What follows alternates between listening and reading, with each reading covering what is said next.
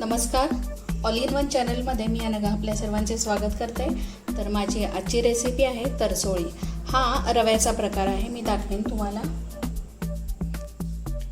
इथे मी बारीक रवा घेतलेला आहे आणि हा भाजून घ्यायचा आहे रवा. साधारणतः अर्धा किलो वगैरे रवा घेतलेला आहे. त्यानंतर मी काकडी घेतलेली आहे, पाण्याची काकडी घ्यायची आहे. साधारणतः 2 काकड्या घेतलेल्या आहेत, खिसून घ्यायच्या त्या. आणि इथं खोबरं घेतलेलं आहे. त्यानंतर हिरवी मिरची, म्हणजे आपल्याला जेवढं तिखट हवं तेवढं. साधारणतः मी 4 ते 5 मिरच्या घेतलेल्या आहेत. त्यानंतर कोथिंबीर, बारीक चिरून कोथिंबीर आणि मीठ, चवीपुरते मीठ आणि जिरे, हे सगळं साहित्य घेतलेलं आहे. आता हे जे सगळं साहित्य आहे हे मी रव्यामध्ये घालेन. आपण पाहू शकता या रव्यामध्ये मी सगळं साहित्य घातलेलं आहे आणि वरून काही पाणी घालण्याची आवश्यकता नसते. काकडीचं जे पाणी असतं आणि खोबरं आणि मीठ घातल्यामुळे तो रवा त्यामध्ये भिजतो. आता मी हे सगळं मिक्स करून घेईन आणि याला साधारणतः पाण्याचीच काकडी घ्यावी, म्हणजे वरून पाणी घालण्याची आवश्यकता लागत नाही. तर हे मी सगळं मिक्स करून घेईन.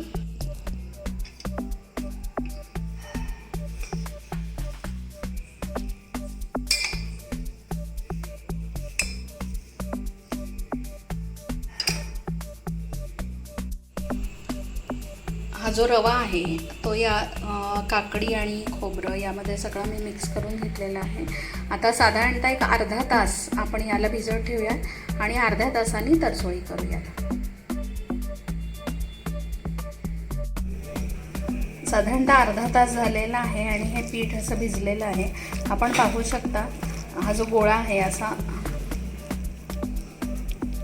साधारणतः हे पीठ असं असावं, म्हणजे थालपीठापेक्षा पातळ आणि डोशापेक्षा घट्ट असं हे पीठ असावं. आणि याची आता तरसोळी करून घेईन मी.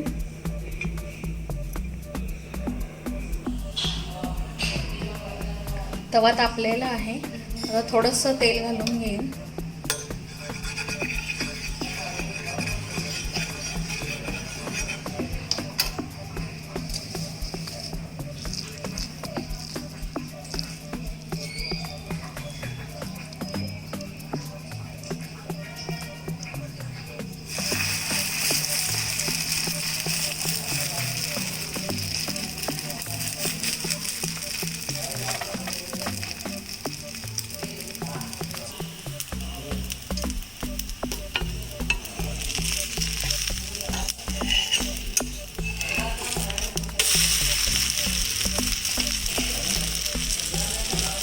आपण पाहू शकता खूप सुंदर होते ही तरसोळी.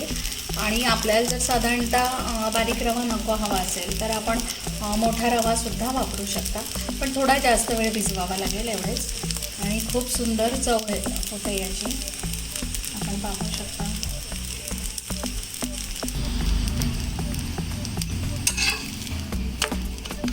वा, खूप छान अशी खरपूस होते.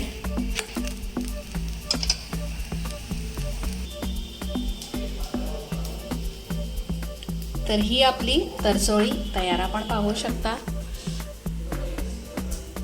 आणि चटणी साधारणतः इडली आणि डोशाबरोबर जी करतो चटणी आपण, ती केली तरी चालू शकते, किंवा आपल्याला दह्याबरोबर हवं असेल तर आपली आवड खाऊ शकता.